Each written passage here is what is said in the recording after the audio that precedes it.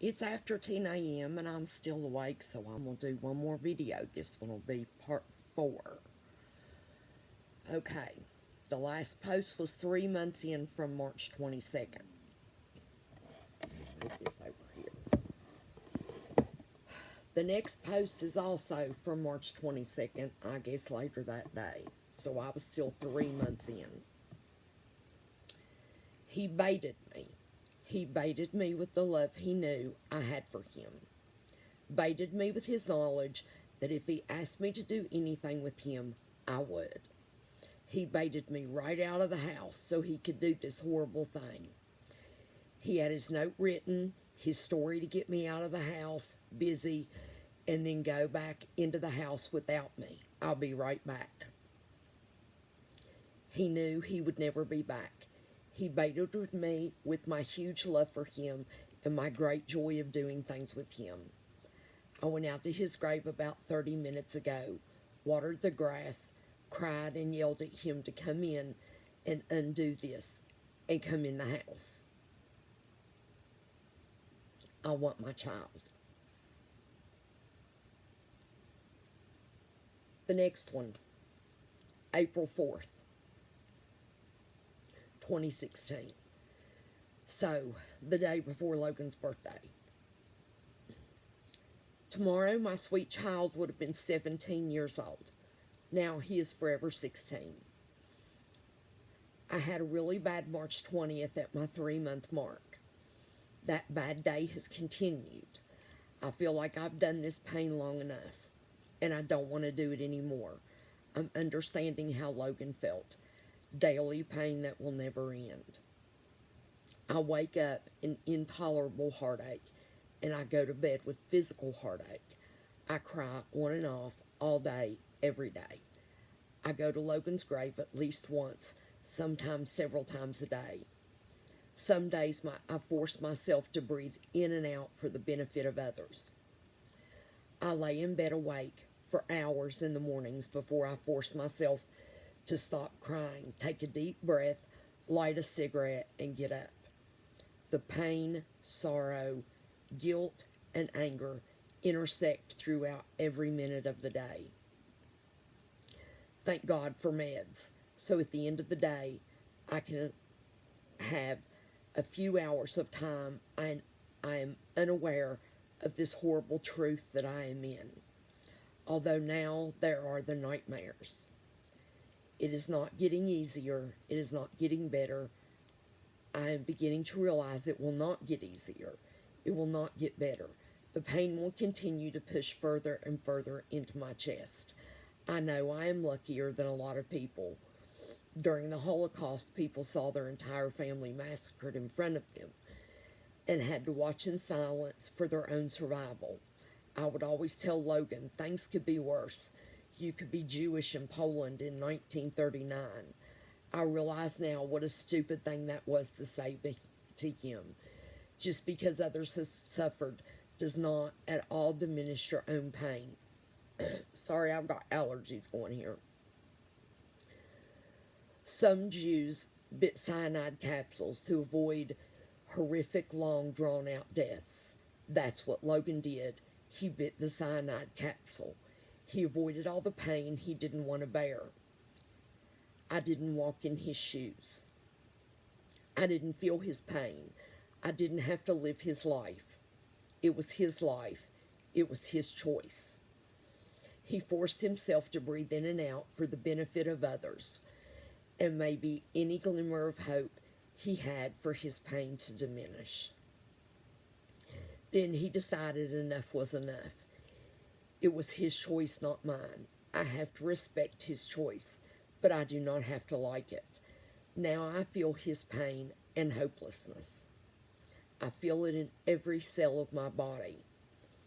I forge on, though. I force myself to breathe in and out. Through pain and tears, I breathe. For weeks, I've had bad dreams about Logan, and occasionally my other boys. My doctor added a new sleep med just to help with nightmares. They don't help.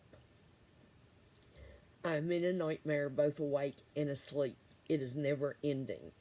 As hard as you think it would be to lose a child, it is actually much harder.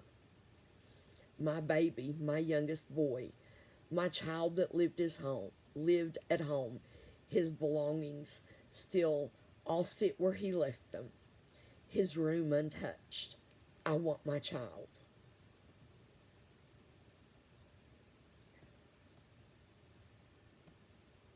Our next post, several weeks later, April 22nd, 2016, my 4-month mark. 4 months, 4 months of hell. Logan, I love you so much. I miss you so much. I'm sorry I missed it. I missed the depth of your pain and unhappiness. I want a do-over. I can't live with this. Please, Logan, help me. I'm really trying to hang on, but I'm losing my grip.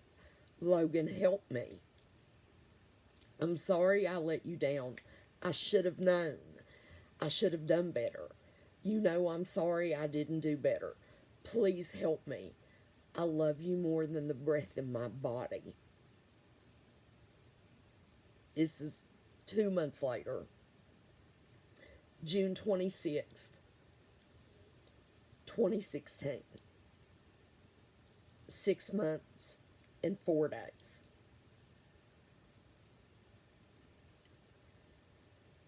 This is my father last year. There was a picture. This is my father last year at his 75th birthday party. My mother and father had lived with me for several years because my father had a lot of breathing issues and was on oxygen. The person standing on the right side of the picture in the hoodie with his arms crossed is my son Logan. I lost them both unexpectedly. It says 6 months and 3 days, but it was 6 months and 4 days apart. My sweet father was fine Friday morning and walked out onto my front porch to enjoy the beautiful day and drink a cup of coffee, something he did almost daily. When he got up to come inside, his feet got twisted and he fell down my brick porch steps. And again, we rewound the video cameras and watched this fucking happen. We went to the ER and got stitches and x-rays. He seemed fine, just hurt his hip, but it wasn't broken. An hour after we got home from the ER, he was having severe respiratory distress. I called 911. Within an hour or two, he was intubated and on a vent in critical condition. He passed last night. I cannot believe this has happened. I hope Dad and Logan have found each other and are together. Maybe Dad will make Logan come see me. That was June. This is August 6th.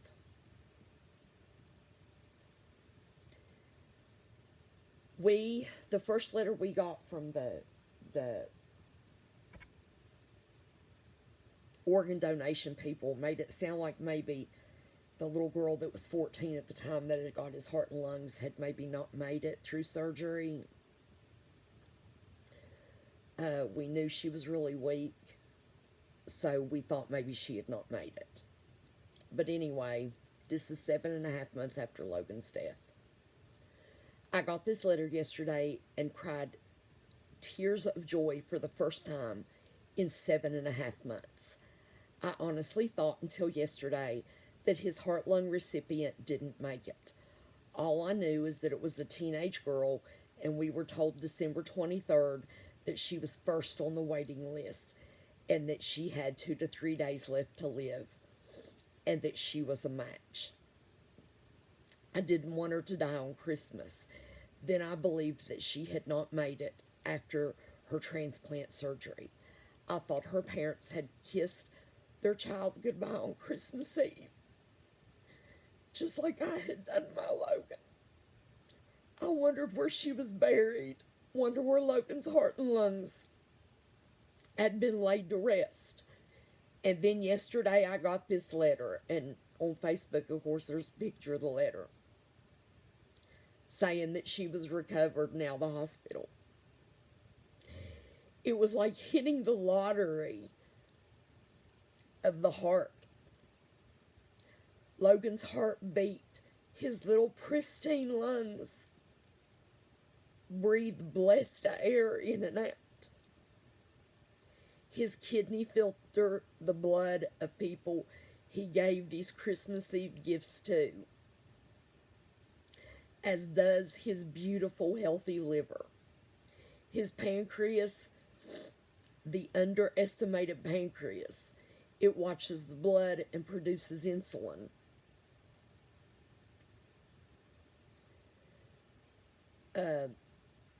The precious insulin that allows this man to eat a hot fudge sundae, something he has not been able to do since he was 9.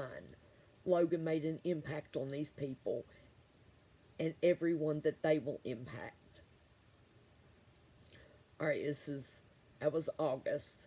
This is September 27th. Yesterday was horrible. I ended up taking 2 Xanax and sleeping all the way until this morning. I missed Logan Blankenship so much yesterday, it actually became unbearable, and drug-induced sleep became my only option. My sweet Logan, I missed you. You missed beautiful Cloud Saturday. We need to go to the movies. We need to go to King's Dominion. Every year we buy season passes for King's Dominion. I haven't been at all this year. I just can't go without you. So much of me is on hold. I can't abandon you and move on like you weren't here. You were here. You were basically the center of my universe. I'm trying to be your voice. I'm trying to make my world spin without you, but it's hard. Some days it's impossible. Yesterday was impossible. 9 months you've been gone. It seems like you were just here a few days ago, and it seems like you've been gone 30 years all at the same time. None of this makes sense.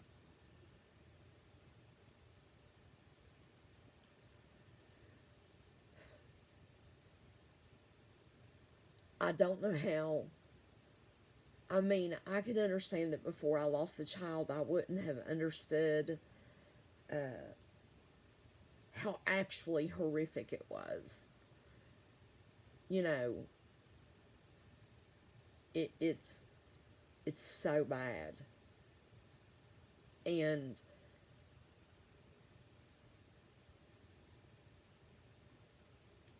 not so much to me, but a lot of the moms that I talk to, people say things to them like 6 or 8 months after their child has died, people will tell them they need to move on and things like that. And I thought, you know,